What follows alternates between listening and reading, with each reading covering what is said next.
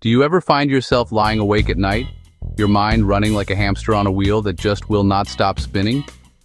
Do small, seemingly insignificant worries begin to grow and multiply in the darkness, transforming into giant, looming monsters by morning? If this sounds familiar, please know that you are not alone in this struggle. Many of us experience this pattern of thinking. This constant mental churn is often called overthinking, and it carries an unseen but incredibly heavy weight. It quietly drains your energy, consumes your precious time, and bit by bit, it can steal the simple joy from your everyday moments, leaving you feeling exhausted and overwhelmed. This mental habit can feel like a powerful storm building inside your head, a whirlwind of what-ifs and worst-case scenarios that pull you away from the present moment. It makes you analyze past conversations for hidden meanings and second-guess decisions you have already made. Overthinking convinces you that if you just think about a problem long enough and hard enough, you can control the outcome. However, this is rarely the case. Instead of leading to clarity or solutions, the mental fatigue it causes can impact your work, your relationships, and your overall sense of well-being. So, how can we begin to calm this internal storm? The good news is that you possess the ability to quiet this mental noise. You do not have to remain a passenger on this runaway train of thoughts. You can learn to be the conductor, guiding your mind toward calmer, more peaceful destinations. It is a skill, and like any other skill, it can be developed with consistent practice and the right set of tools. It involves training your mind to recognize when it is spinning out of control and gently guiding it back to a place of focus and peace. The journey starts not with a monumental effort, but with small, simple, and manageable steps that you can begin to use today. Click, like, comment, and subscribe. Throughout this essay, we will explore a series of practical and easy-to-implement brain hacks designed to help you break free from the grip of overthinking. These are not complex theories, but straightforward actions you can integrate into your daily life immediately. Each step is designed to be simple, clear, and effective. We will provide examples to show you exactly how to apply them in real-world situations. Think of these as your personal toolkit for building a quieter, more present, and more joyful mind. Are you ready to take the first step toward reclaiming your mental peace? To better understand the profound impact of overthinking, let's imagine a person named Alex. Alex's day often begins not with a sense of refreshment, but with an immediate wave of anxiety. Before his feet even touch the floor, his mind is already at work, replaying every detail of the previous day. He meticulously dissects a comment a colleague made in a meeting, wondering if it contained a hidden criticism. He worries about the long list of tasks waiting for him, imagining all the ways he might fail to complete them perfectly. This internal monologue is a constant companion, filling his head with doubt and fear before the day has even truly started. As Alex goes through his day, the overthinking continues to cast a long shadow over his actions. He spends an hour composing a simple email, rewriting it over and over, fearful of saying the wrong thing. When his phone rings with an unknown number, he lets it go to voicemail, his mind instantly creating a dozen catastrophic reasons for the call. This avoidance gives him a moment of relief, but it only reinforces the cycle of anxiety. By the end of the workday, Alex feels completely drained, not from the work itself, but from the constant mental battle he has been fighting within his own head. The weight of his thoughts leaves him feeling isolated and perpetually on edge. When it is time for bed, Alex hopes for rest, but his mind has other plans. As soon as his head hits the pillow, the storm of worry begins again, but now it is amplified by the silence of the night. He thinks about his performance at work. He thinks about his financial situation. He thinks about a minor disagreement he had with a friend. Each small problem is magnified, twisting and turning into an insurmountable obstacle in the darkness. Subscribe for more brain tips. The very first step toward breaking free from the cycle of overthinking is perhaps the simplest, yet it is profoundly powerful. You must first notice that you are doing it. Often we are so caught up in the whirlwind of our thoughts that we are not even consciously aware that we are overthinking. We are simply swept away by the current. The practice of noticing and naming the thought pattern creates a crucial moment of separation. It's like stepping out of a powerful river onto the bank where you can observe the water rushing by without being carried away. This small act of awareness is the foundation for all other changes. To put this into practice, the moment you catch your mind spinning, simply and non-judgmentally say to yourself, I am having the thought that I am worrying. I am overthinking right now. This simple labeling does something remarkable inside your brain. It shifts your perspective from being the thought to being the observer of the thought. You're no longer Alex, lost in the worry. You are the person noticing that Alex is worrying. This creates a small but vital gap of mental space, giving you a chance to choose a different response. Let's consider a practical example. Imagine you're anxiously awaiting a response to an important text you sent. Why haven't they replied? Did I say something wrong? Maybe they are angry with me. As soon as you recognize this pattern, pause and label it. Silently say to yourself, I am worrying about this text message. By naming the behavior, you are not trying to fight it or force it away. Instead, you acknowledge its presence with calm detachment, which diminishes its power. This technique is not about judging yourself. It's about gentle awareness, like a friendly scientist observing without criticism. Each time you notice and name your overthinking, you strengthen a new neural pathway. You are teaching your mind a new habit, awareness. Over time, this becomes automatic. Click subscribe or bottom. You'll get quicker at catching thought loops before they gain momentum. This first step is your anchor, holding you steady as you prepare the next strategies to calm the storm in your mind.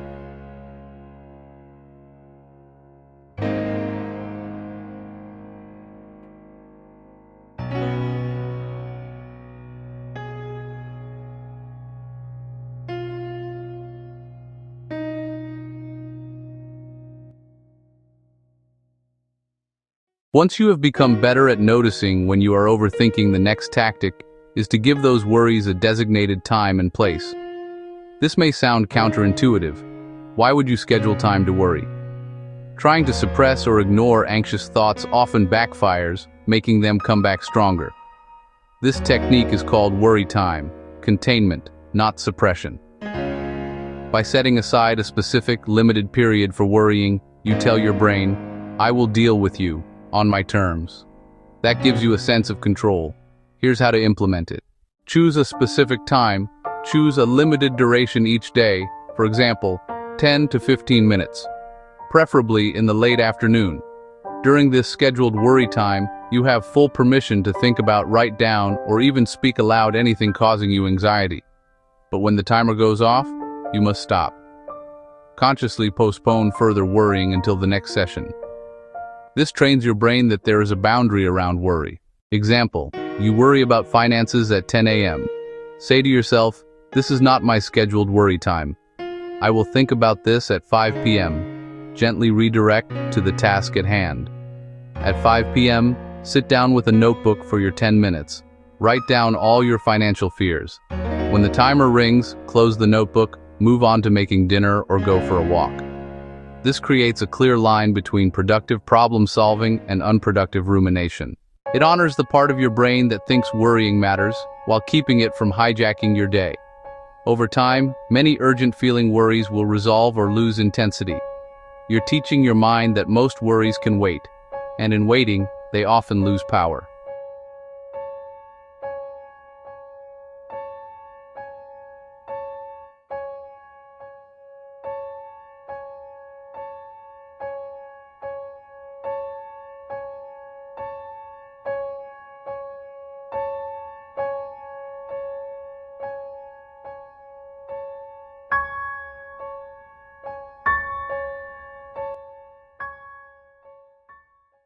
Section 5. Tactic 3. The one question that changes everything. After containing your worries with a timer, the next powerful hack is to challenge the thoughts directly with a single, clarifying question. When you are caught in a loop of overthinking, your mind often presents worst-case scenarios as established facts. The thoughts feel urgent and overwhelming. Subscriber for more brain tips. The key is to cut through this noise with a dose of reality. The question to ask yourself is this thought helpful or productive right now? This simple inquiry acts as a filter, helping you separate useless rumination from thoughts that could lead to constructive action. It shifts you out of a passive state of anxiety and into an active state of assessment. When you ask, "Is this helpful now?" the answer will typically be a clear yes or no. If the answer is no, which it often will be, then you have a clear signal to let the thought go. For example, if you are lying in bed at 2 a.m. worrying about a presentation you have to give next week, ask the question, "Is worrying about it in the middle of the night helpful?" No. The most helpful action at that moment is to get some sleep so you will be rested enough to prepare tomorrow. This allows you to consciously disengage from the thought, knowing it is not serving you in the present moment. On the other hand, if the answer to the question is yes, it means the thought might contain a seed of a solvable problem. This is your cue to move from worrying to planning. The next step is to transform the worry into one single, small, actionable step. For instance, if you are worrying about an upcoming job interview and you decide that thinking about it is helpful, what is one small action you can take? You could decide to spend 15 minutes reviewing common interview questions, or you could pick out your outfit. The action itself is less important than the act of taking it. It breaks the paralysis of overthinking. This technique is about reclaiming your agency. Overthinking often makes you feel powerless, as if you are at the mercy of your thoughts. By asking this one critical question, you are taking back control. You become the gatekeeper of your mind, deciding which thoughts are allowed to stay and which ones need to be dismissed. It trains your brain toward concrete, manageable actions. It stops the endless spinning and points you in the direction of progress, no matter how small the first step may be. One of the most powerful antidotes to the paralysis of overthinking is immediate physical action. Overthinking tends to thrive in a state of stillness and inaction, where the mind is free to spin endless scenarios without any real-world feedback. By engaging your body in a simple, concrete task, you effectively interrupt the mental loop. This action does not have to be related to the source of your worry. It's often more effective when it is a simple task that provides a quick sense of accomplishment and control. This small victory can be enough to shift your entire mental state. Think of it as changing the channel in your brain. When you are stuck on the worry channel, the images and sounds are all negative and repetitive. Taking a small action is like picking up the remote and switching to a different program. For example, if you find yourself endlessly worrying about a difficult conversation you need to have, stop and do one small task. Stand up and wash a single dish. Make your bed. Organize the pens on your desk. The act of completing a tangible task, no matter how minor, sends a powerful signal to your brain. I am capable, and I can affect my environment. This principle works because it grounds you in the present moment and engages your senses. When you are folding a shirt, you are focused on the fabric, the shape, and the movement of your hands. Like, comment, and subscriber. This sensory engagement leaves less mental bandwidth available for abstract worries. Let's say your mind is consumed with worry about a project deadline. Instead of sitting and staring at your screen in a panic, get up and water a plant. The simple, focused action of pouring the water and checking the soil pulls your attention out of the future and into the physical reality of the here and now. This strategy is not about avoidance, it is about interruption and empowerment. You are not ignoring the problem forever, but you are breaking the obsessive thought pattern that is preventing you from addressing it productively. Small actions create momentum. After you have completed one tiny task, you often feel a slight lift in your mood and a small boost in your confidence. This can be just enough to help you face the larger issue with a clearer mind. So, the next time you feel stuck in your head, remember this simple rule. When in doubt, do something. Beyond specific mental tactics, two of the most ancient and effective tools for calming a racing mind involve your own body, your breath, your movement. Your mind and body are deeply interconnected. When your mind is racing with anxious thoughts, your heart rate increases, your muscles tense, and your breathing becomes shallow and rapid. By consciously taking control of your physical state, you can send a powerful signal back to your brain that it is safe to slow down. One of the quickest ways to do this is through controlled breathing. A simple yet profound technique to try is the 4-4-4 breath. also known as box breathing. The method is easy to remember and can be done anywhere, anytime, without anyone noticing. Breathe in through your nose for 4, hold for 4, exhale through your mouth for 4. Repeat 3 or 4 cycles for an immediate calming effect. It forces focus, interrupts anxious thoughts, and lowers your heart rate. The second tool is movement. When you are stuck in overthinking, energy gets trapped in your head. Moving releases pent-up nervous energy and resets your mind. You don't need a strenuous workout. Even 5 minutes of gentle movement can work wonders. A short, brisk walk around the block is a fantastic option.